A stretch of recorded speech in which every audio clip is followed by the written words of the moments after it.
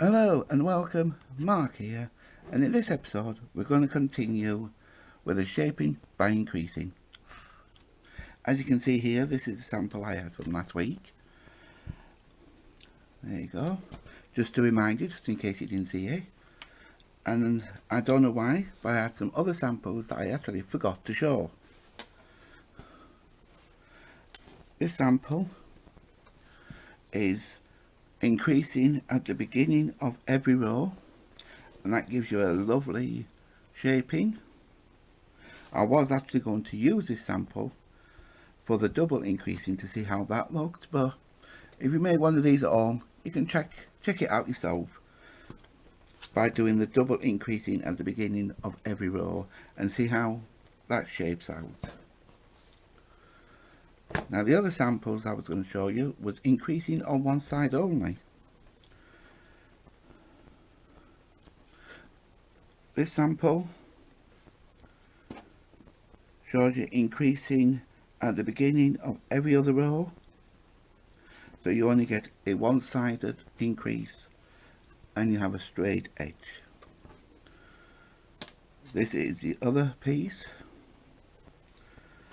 This one is increasing at the end of every other row, so you work until you get to the end of the row and then do your increases, so you end up with a nice straight edge and increasing either the right side or the left side.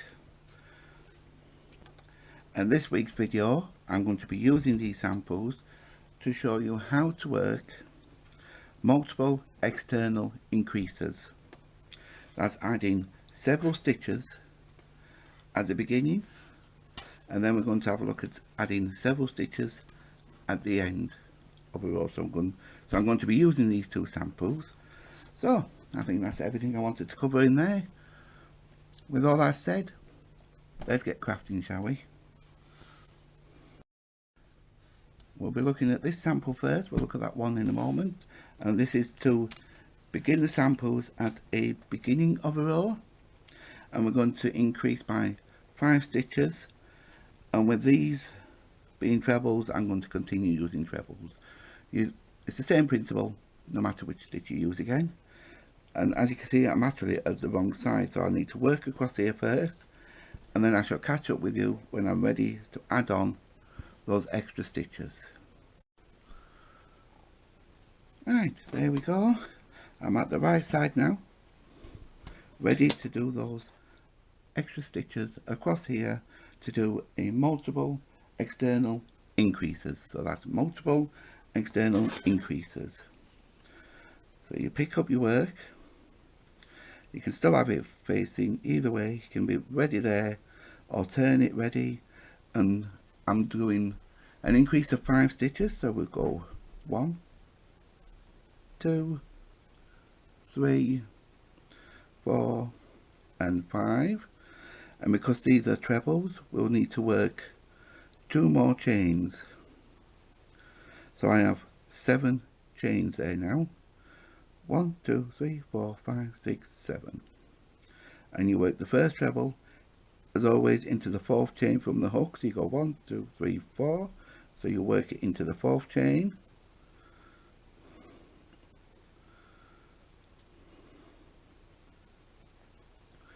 and then a treble into every chain after that.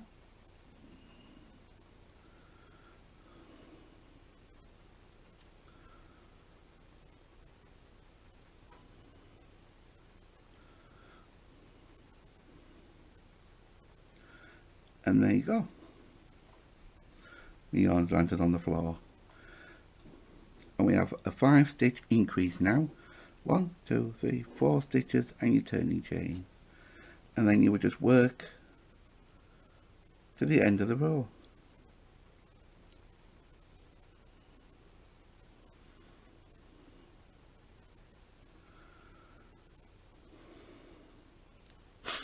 Oh dear, got a bit of a sniffle.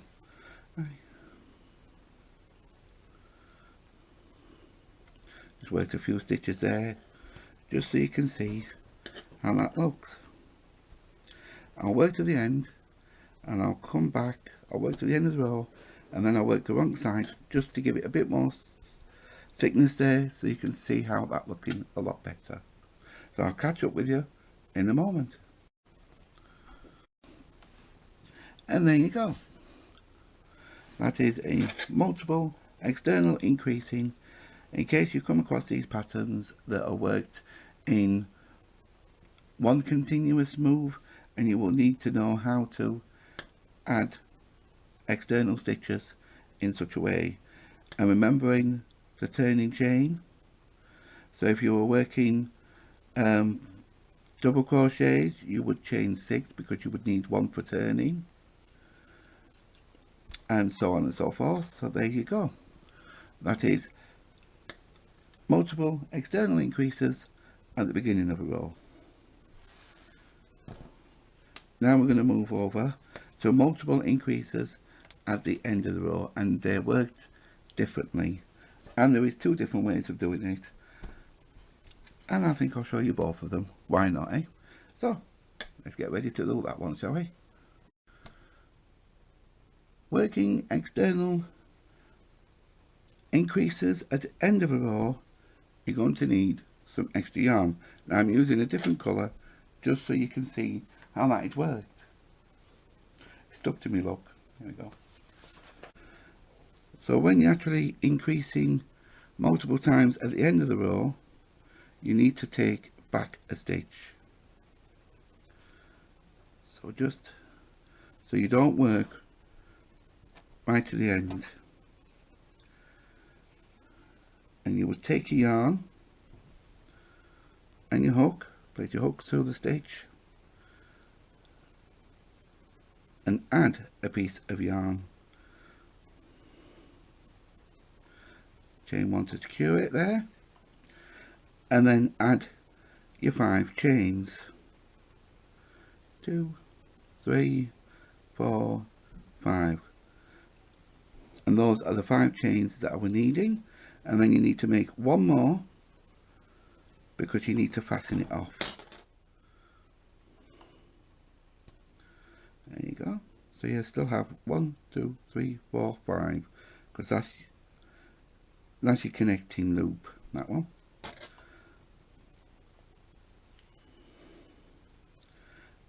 And of course we need to work that last stitch of that last row, should say, and then work your trebles in the normal way,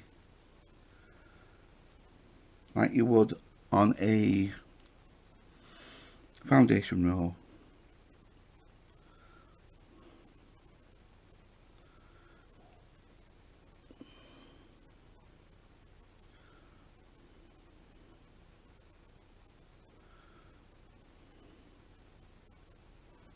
Now this is the traditional way of increasing at the end of a row,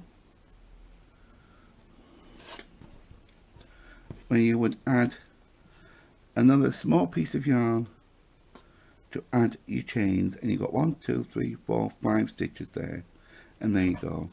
I want just sticking out a little bit because I did a chain to connect it, and there you go.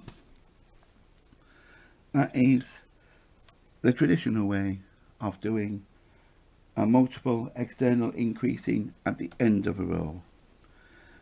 Now let's have a look at the alternative method. So just undo this,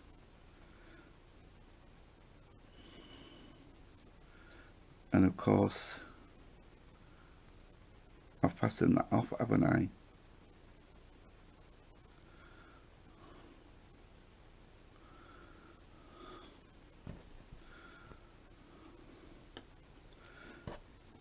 There you go. That takes that off. Now let's have a look at the alternative method. And the alternative method does not require any additional yarn. You work up until you still have 1 stitch left.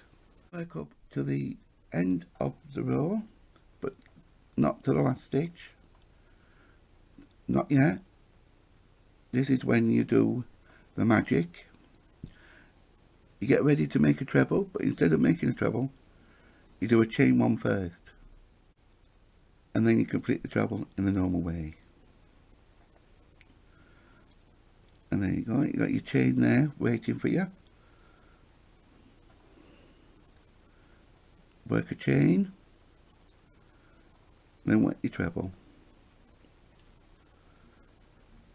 And what you're doing here is creating your chain at the same time as you're creating your trebles.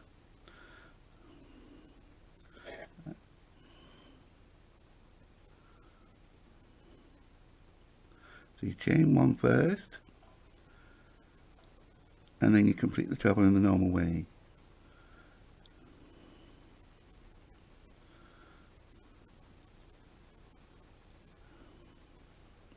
And there you go. And how many stitches have I increased there? Well, that's the end of 1, 2, 3, 4. So I have one more to do. So you work a treble like you would normally do, but instead of completing the treble, you do a chain one first, then complete the treble. That does stretch out a lot more, because actually that stitch is that one. So you got 1, 2, 3, 4, 5. It does stretch out more because working your chains while you're working the stitches does make a lot more stretch, but that is an alternative way. Then you will just turn, do your turning chain however you wish, and then work back across the row. And that is 2 methods for doing external stitches at the end of a row.